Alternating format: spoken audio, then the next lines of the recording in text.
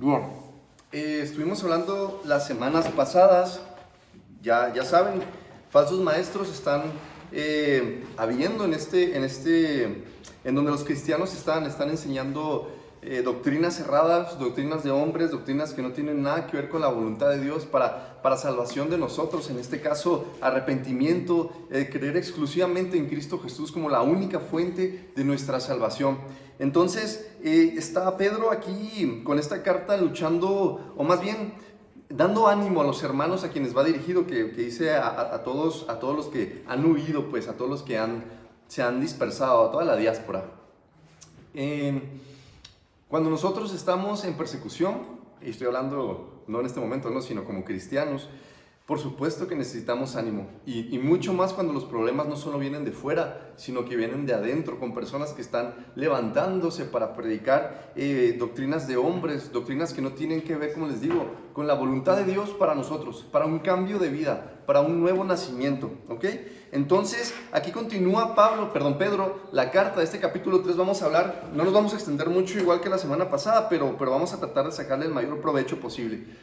Hay falsos maestros, hay personas que se están encargando de perseguir a los creyentes por fuera de la congregación y por dentro de la congregación causar divisiones, confusión. ¿Por qué? Porque no hay firmeza en la fe, no están arraigados en la palabra. Entonces, veíamos las semanas pasadas que los falsos maestros no comienzan predicando en las iglesias o en los lugares públicos como falsos maestros, como personas que piensan que están enseñando doctrinas que no tienen que ver con la revelación bíblica. Estos falsos maestros, hablábamos de que empiezan con una vida pecaminosa, pero al mismo tiempo no se quieren, ¿cómo decirlo?, deshacer de Cristo, ¿no? Entonces, con su manera de vivir, ellos comienzan a enseñar a otros que se puede ser cristiano y vivir en pecado.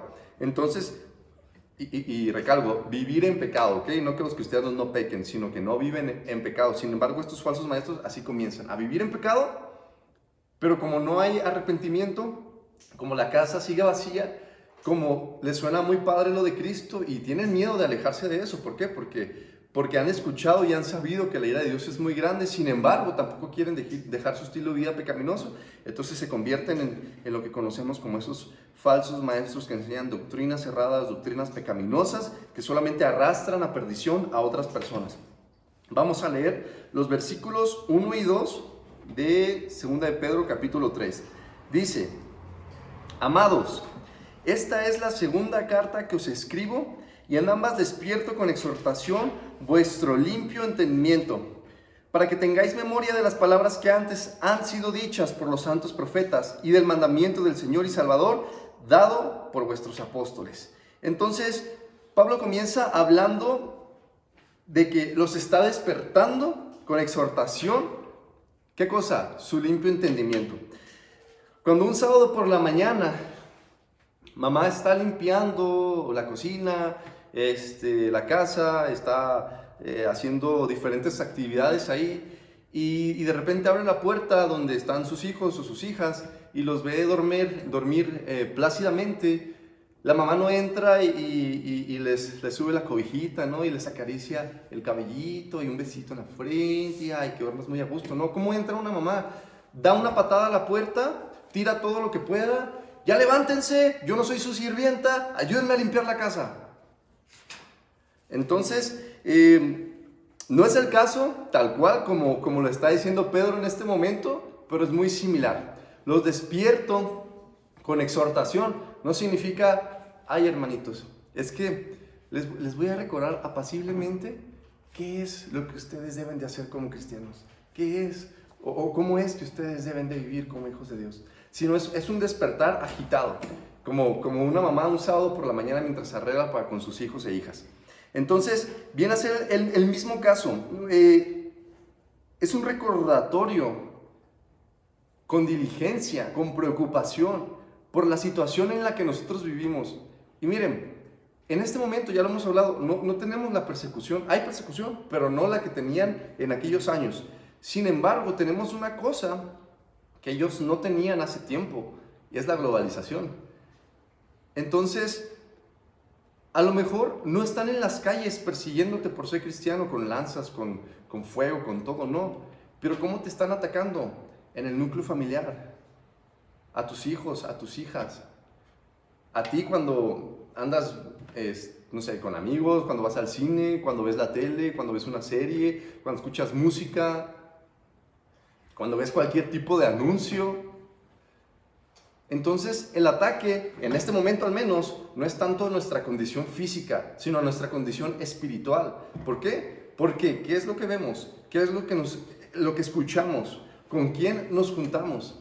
Entonces, el despertar que está tratando de dar Pedro en este momento es el mismo que estoy tratando de dar yo también en este momento, ¿sí? No un despertar de hermanitos, es que pórtense como hijos de Dios, es que ya dejen esas cosas de antes. Ya no hay que vivir de esa manera, no, sino despierten, recuerden cómo es que deben ustedes de vivir, qué es lo que debe de reflejar su caminar en Cristo Jesús. Hay una carrera que correr y no la vas a poder transitar si siempre estás relajado, si siempre estás postergando mañana, la siguiente semana, el siguiente mes, tu disciplina con el Señor. Hay de aquellos aún que se olvidan que están transitando una carrera. Y cuando Pablo usa esas palabras, cuando dice, corro la carrera, está hablando en verdad de personas disciplinadas, de lo que debemos de hacer como hijos de Dios para en verdad correr esta carrera. Entonces, cuando una persona está a punto de competir y esta persona, no sé, está distraída por alguna situación y ya está llegando su momento de correr, no va a ir a lo mejor su entrenador y oye, es que estamos a punto de empezar, no sé si ya te quieres acomodar en tu lugar. ¿Cómo llegarían? Oye, ya vamos a empezar, rápido, ponte, córrele, échale ganas, vas a ganar, esfuérzate. Es diferente, ¿verdad? Entonces, es como nos está despertando Pedro en este momento con el inicio del tercer capítulo, ¿ok? ¿Para qué? Tener memoria de lo que antes han dicho los profetas y del mandamiento de Jesús dado por sus apóstoles. Antes de continuar, vamos a hacer una pequeña recapitulación de qué es eso a lo que se refiere Pedro. Lo hablado por los profetas, el mandamiento dado por Jesús por sus apóstoles. Primero, los profetas.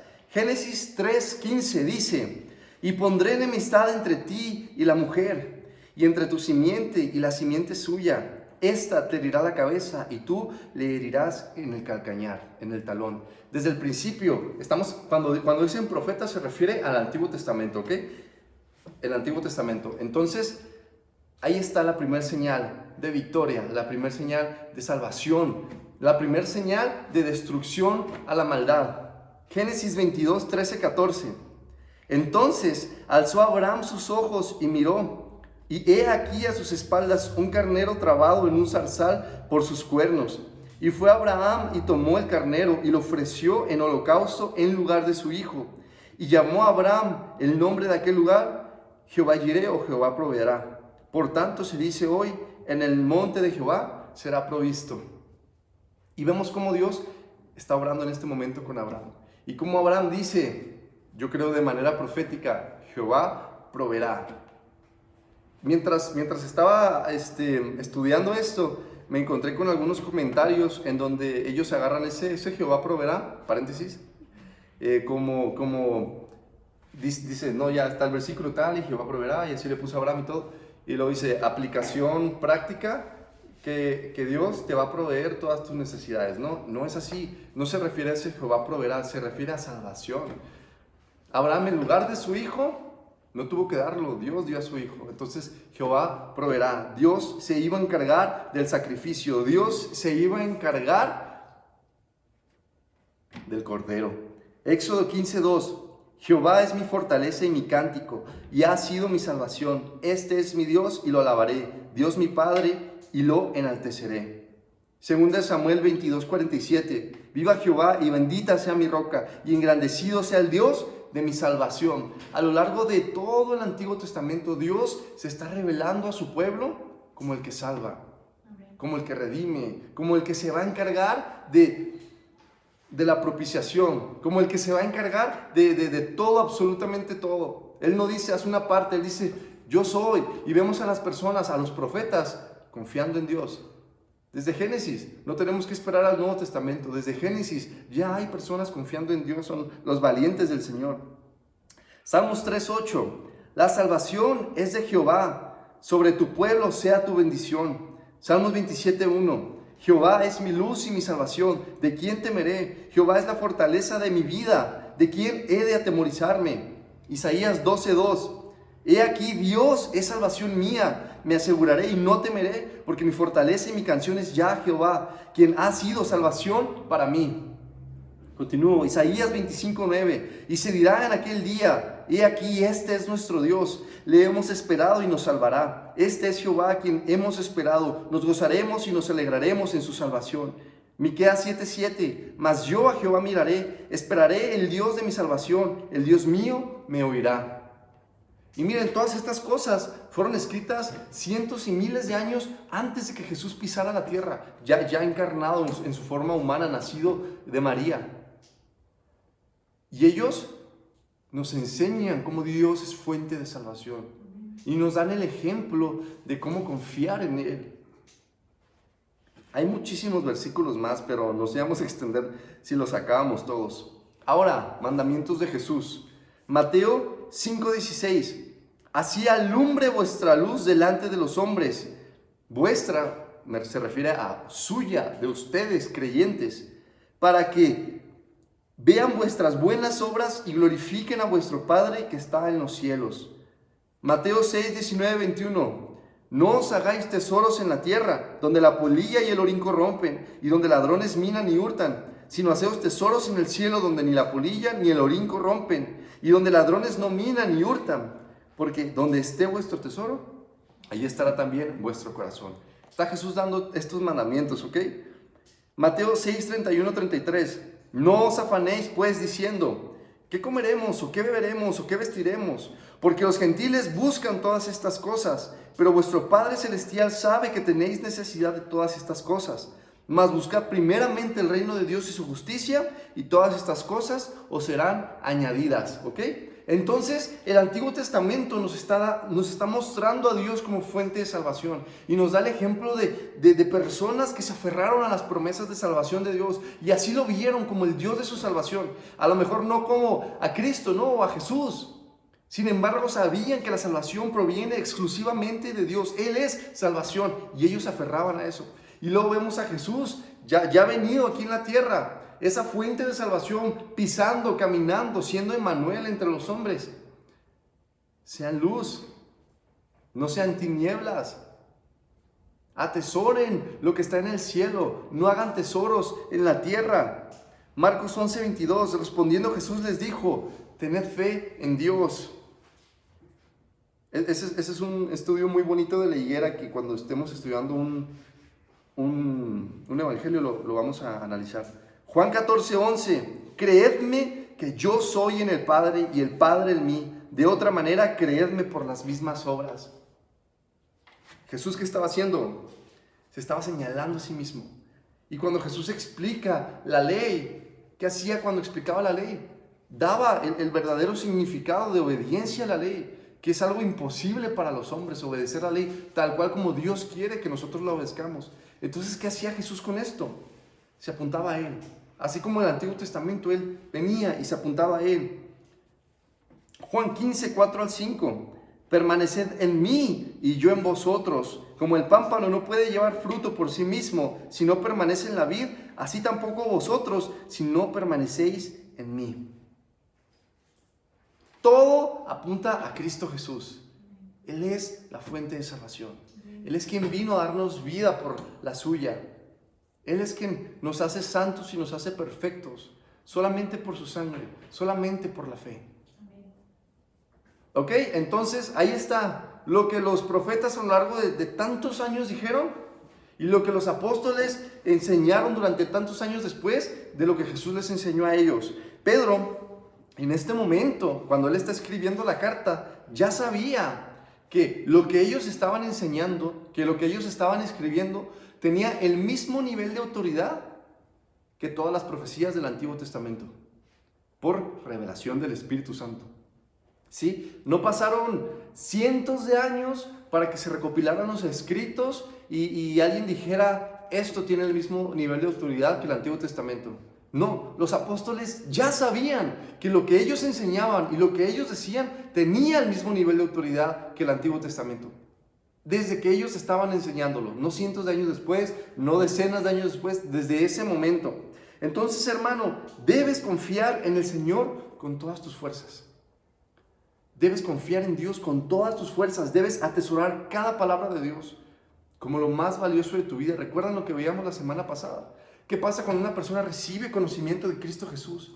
Recibe el Evangelio, recibe la promesa, la esperanza de salvación, la esperanza de vida eterna, de redención completa. Y pasa eso a un segundo término. ¿Qué es esta persona? Sino alguien que blasfema contra el Espíritu Santo. ¿Qué es blasfemar contra el Espíritu Santo? Tomar todo lo que provenga de Jesús y hacerlo como inmundo. Debes ocuparte en las obras de Dios cada día de tu vida.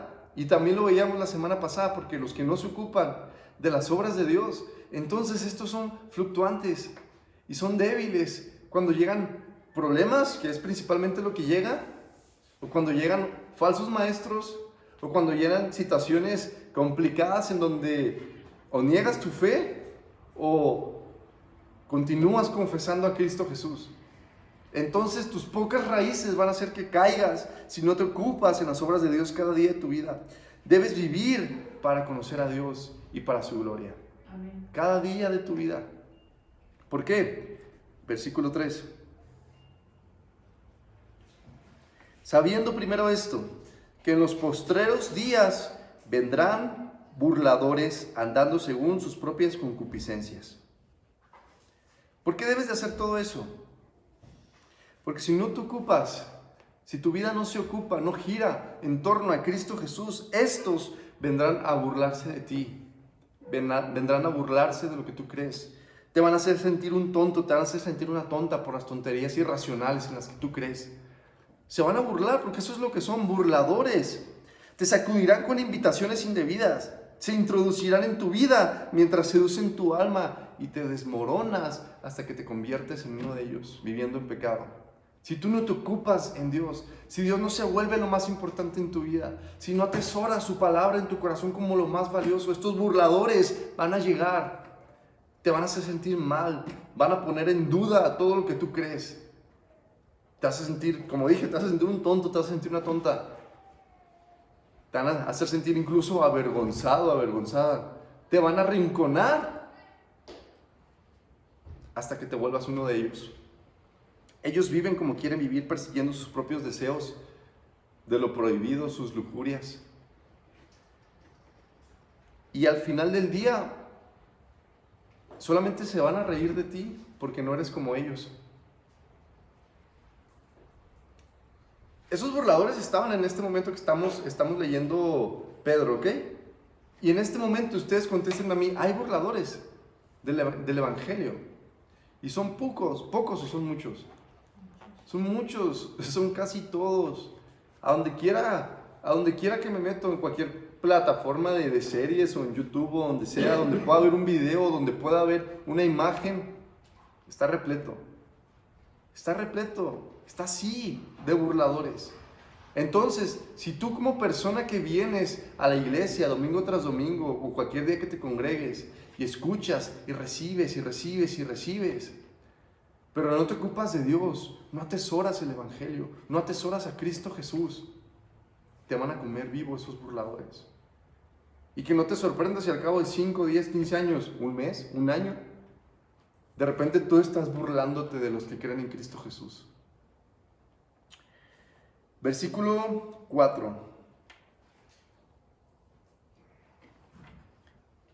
Seguimos hablando de los burladores y diciendo: ¿dónde está la promesa de su advenimiento? Porque desde el día en que los padres durmieron, todas las cosas permanecen así como desde el principio de la creación. ¿Dónde está la promesa de su venida? Dicen estos burladores. Entonces, ellos no solamente no tienen fe, viven amando el pecado y retan a Dios en su cara diciendo: mírame, yo hago lo que quiero. ¿Y tu Dios dónde está? Mírame, yo vivo como se me da la gana, pero tu Dios ¿dónde está? Ellos están muertos espiritualmente, son ciegos. Romanos 1:28 dice: Y como ellos no aprobaron tener en cuenta a Dios, Dios hizo algo. Dios los entregó a una mente reprobada para hacer cosas que no convienen. Ellos rechazaron constantemente a Dios hasta que Dios los entregó a una mente reprobada para hacer todo lo que es desagradable para Dios. Nosotros podemos apreciar las maravillas de Dios y somos entendidos en los tiempos. Sabemos que Cristo está cerca. Sin embargo, estos burladores solamente dicen: tu Dios no existe, Jesús no viene, Él no existe. Nosotros vivimos completamente de una forma diferente, en armonía con la revelación del Espíritu Santo. Pero estas personas que son inconstantes en todos sus caminos, que un día son muy cristianos y están muy convencidos de que lo son, y a la siguiente semana están tirados otra vez en sus pecados, revolcándose como el cerdo veíamos, porque sus naturalezas no han sido transformadas. Y pasa el tiempo y son más burladores ellos también. Versículos 5 al 6. Estos ignoran voluntariamente que en el tiempo antiguo fueron hechos por la palabra de Dios los cielos y también la tierra, que provienen del agua y por el agua subsiste, por lo cual el mundo de entonces pereció anegado en agua, ahogado en agua.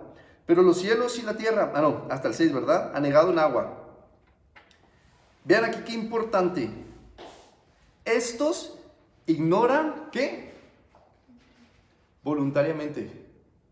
Es de manera voluntaria. Nadie los está obligando a vivir en pecado. Nadie los está obligando a desobedecer a Dios, a rechazar a Cristo Jesús. Ellos de manera voluntaria. Hechos 17, 29 al 32. Escuchen bien lo que dice esto. Aquí está la historia girando en torno a Pablo. Está predicando a griegos que son idólatras, que tienen diferentes estatuas, pero una de ellas dice que es el Dios verdadero, el invisible. Entonces les comienza a predicar a ellos. Esta es una porción de esto. Siendo pues linaje de Dios, no debemos pensar que la divinidad sea semejante a oro o a plata o piedra, escultura de arte y de imaginación de hombres. Pero Dios, habiendo pasado por alto los tiempos de esta ignorancia, ahora manda a todos los hombres en todo lugar que se arrepientan.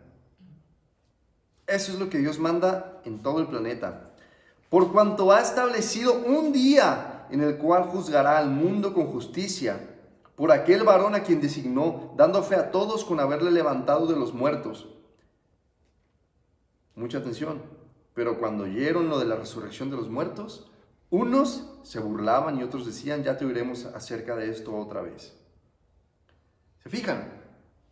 Estas personas estaban recibiendo el mensaje de salvación en Cristo Jesús por Pablo. ¿Y qué hacían unos? Es que lo levantó de los muertos y se burlaban. Es exactamente en estos tiempos. Las personas que hoy se burlan son exactamente las mismas actitudes que hace 2000 años. No hay diferencia en ellos, no hay avance en ellos. Son exactamente las mismas personas irracionales que aborrecen a Dios. Es exactamente lo mismo. Esos hijos de Satanás son lo mismo que los hijos de Satanás de hoy en día. No tienen ninguna diferencia. A lo mejor visten diferente, tienen más tecnología, pero es exactamente lo mismo. Alguien que lea, por favor, Romanos 1, 18 al 20, bien fuerte. El primero que diga yo. 1, 18 al 20. Ajá. La ira de Dios se revela desde el cielo contra toda impiedad e injusticia de los hombres, que detienen con injusticia la verdad, porque lo que de Dios se conoce les es manifiesto, pues Dios se los manifestó. Lo invisible de Él, su eterno poder y su deidad, se hace claramente visible desde la creación del mundo y se puede discernir por medio de las cosas hechas. Por tanto, no tienen excusa. Hasta el 21. Hasta el 20, sí. Entonces, ¿se fijan? No tiene excusa nadie. Nadie, desde Adán hasta el último ser humano que nazca al final de Apocalipsis, nadie tiene excusa. Ni uno. ¿Por qué? Porque el Señor se revela a través de todo lo que existe. Se revela para aquellos que no han tenido una Biblia en mano, ¿no? O que no han escuchado a un cristiano predicar el Evangelio de Cristo Jesús. Dios se les revela de todos modos. A través de los profetas, a través de sueños, de visiones, a través de su palabra, a través de Cristo Jesús, a través de cada cristiano que ha nacido para predicar el Evangelio desde que Jesús ascendió. Dios se revela. Nadie tiene excusa. Sin embargo, deciden ignorar. Esos que acabamos de leer en Romanos 1, ahí está la prueba. La ira de Dios se revela. Su gloria se revela. ¿Quién es Él? Se revela. Él decide revelarlo. Él decide darse a conocer a todos. A todos. Sin embargo, deciden ignorar y entregarse a sus pasiones desenfrenadas. Ellos deciden entregarse al pecado. Ellos despiertan y van a dormir decidiendo hacer a un lado a Dios de sus vidas. A ti se ha revelado a Dios.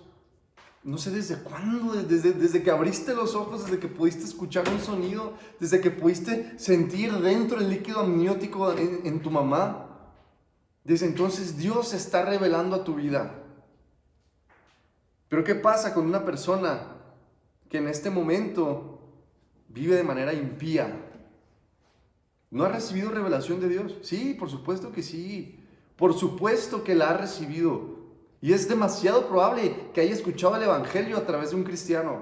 Es demasiado probable. Pero vive impíamente. ¿Por qué? Porque ha decidido conscientemente hacer a Dios a un lado. Día tras día tras día, cuando se levanta y cuando se va a la cama, Dios importa menos que cualquier cosa, o no importa nada. Pero, versículo 7,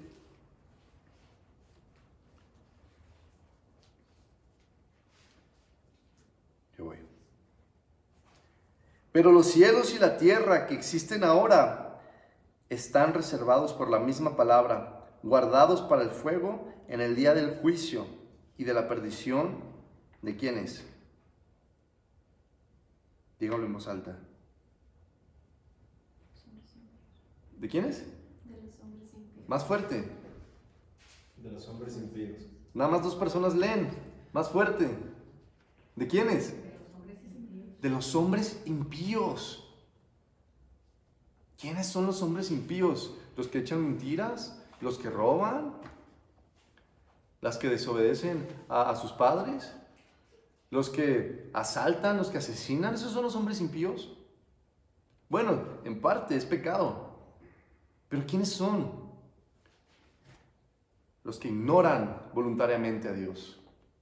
Los que lo hacen a un lado, a los que no les importa vivir como Dios le agrada. Estos que se burlan, al final del día no importan. ¿Por qué? Porque este pero que dice el versículo 7, ese pero con el que inicia el versículo 7, es la señal de que la palabra de Dios se cumplirá. Sí, ahí están los burladores y están haciendo todo esto y te hacen sentir esto y te humillan y se burlan completamente de ti. Ellos voluntariamente deciden ignorar, pero la palabra de Dios aún así se va a cumplir. Y la destrucción del mundo y el juicio de Dios a los malvados va a llegar, hermanos. Estos burladores están ahí día tras día aferrados a su carne, a su manera de vivir pecaminosa, por la falta de arrepentimiento, porque no les importa el Evangelio, porque no les importa Cristo Jesús. Pero aún así, ese juicio va a llegar. Aún así, esa destrucción va a llegar. El delincuente comete delitos pensando que no lo van a atrapar. Los que se dedican a las cosas malas en la ciudad lo hacen pensando que no los van a atrapar. Bueno, a lo mejor en estos días es difícil, ¿verdad? Porque incluso las autoridades que deberían de ser justas, entre comillas, se dedican a lo mismo, pero lo hacen pensando que no los van a atrapar, que no va a pasarles absolutamente nada, creyendo que ellos están arriba de la ley, encima de ellos, burlándose de los demás, burlándose de los que viven en sociedad y trabajan y se desarrollan y viven en estas reglas. Ellos creen que están por encima de todo esto. Y hacen y deshacen y no pasa nada y todo está bien. Hasta que un día los atrapa un juez. Un juez, al menos humanamente hablando, más justo que los demás. Y recibe su sentencia. Yo no sé si esa persona, si ese delincuente, en el momento en que recibe su sentencia, tiene terror o remordimiento por lo que acaba de hacer. No lo sé. ¿Por qué digo no lo sé? Porque por lógica podríamos pensar que sí, ¿no? Que cuando alguien malo es atrapado y le dicen, ¿sabes qué? Te vas a ir toda la vida a la cárcel. Es como, uy, no. Pero no siempre pasa así. Y Apocalipsis nos deja verlo, ¿verdad? Que después de la tribulación, de las cosas horribles que van a ver los incrédulos, aún así, ahí en el agua de fuego y azufre van a estar odiando a Dios. Nunca va a haber arrepentimiento en ellos. Ellos eternamente van a estar aborreciendo a Dios, ignorándolo todavía. Los burladores hoy viven de acuerdo a su carne pecaminosa y no les importa a Dios. No les importa al final del día a Dios. Sin embargo, un día estarán frente al juez y Él no los va a hallar justos. Entonces recibirán un castigo eterno de acuerdo a su vida, de acuerdo a su eterna transgresión contra la santidad del que creó todas las cosas. Ellos, los que deciden vivir de manera impía, los que deciden ignorar a Dios día tras día, los que creen que están por encima de la ley y no pasa nada, van a estar un día enfrente del juez y el juez no los va a hallar justos de ninguna manera. Les voy a dar un ejemplo bien extremo. Imaginen ustedes a una persona, que yo creo que la debe de haber, o deben de haber algunos, que toda su vida ha donado dinero a los pobres, que ha abierto asociaciones para ayudar diferentes grupos de personas, ayudar a ancianos, personas desprotegidas en la calle. Siempre ha dado. Ha donado mucho dinero a las iglesias, mucho dinero toda su vida. Se ha prestado en servicio a la comunidad. Se ha dedicado por el bien de la comunidad toda su vida. Todo el mundo lo reconoce como una persona, wow, se expresa bien. Tiene buen vocabulario, nunca le han escuchado decir palabrotas. No toma, no fuma. Tiene su familia, tiene sus hijos, buenas escuelas, sus hijos bien portaditos. Todo está en orden en casa. Tiene negocios prosperando, exitosos, y cada vez puede dar más y más y más y más. A las personas de los limpiaparabrisas siempre les da dinero. A 10 personas de ellos les dio trabajo. Pero muere sin fe en Cristo Jesús.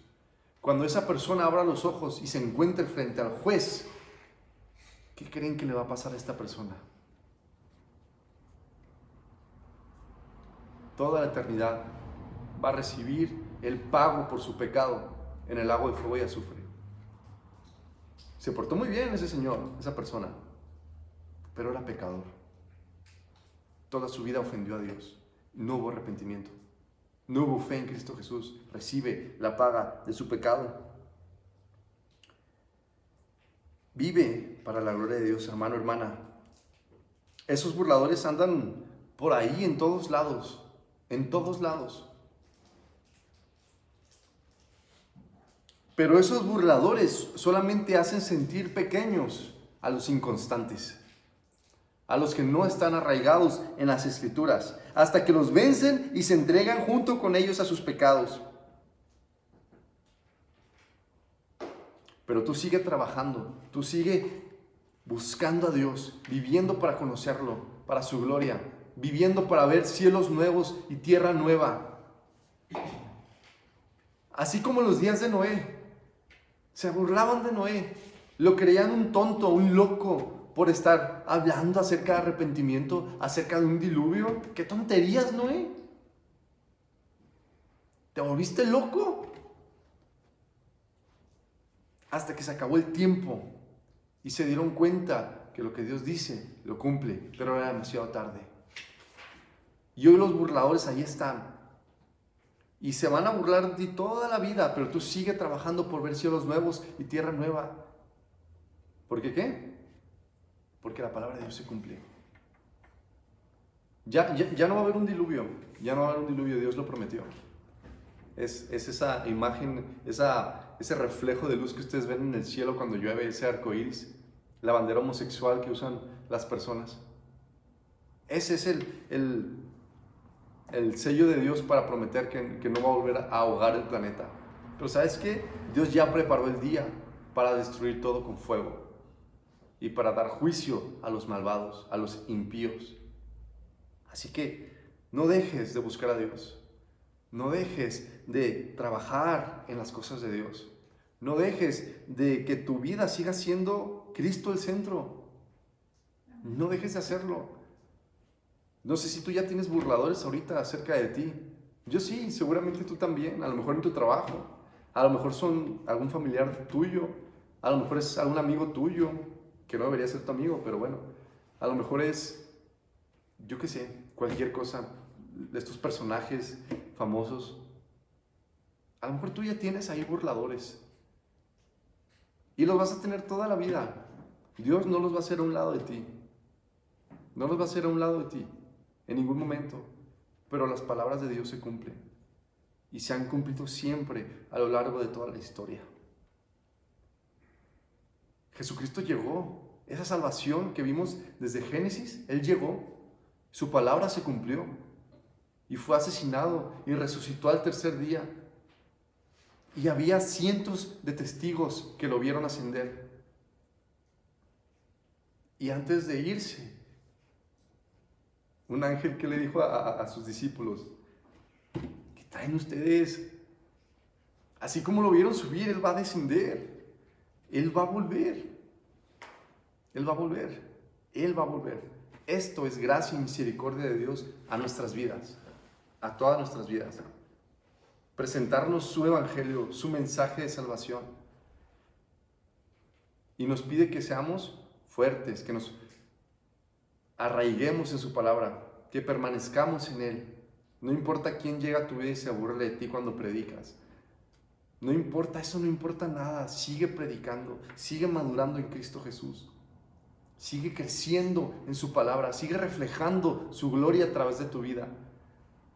Si tienes comportamientos pecaminosos, arrepiéntete. Sométete a Cristo Jesús. Pero si vives en pecado, entonces sepas que el lago de fuego es tu destino. Arrepiéntete. Vamos a vencer, hermanos, en Cristo Jesús. La victoria es nuestra, porque su sangre nos hace como Él, definitivamente. Así que terminamos el tema de hoy con estos versículos. Vamos a orar. Señor, te damos gracias por tu palabra.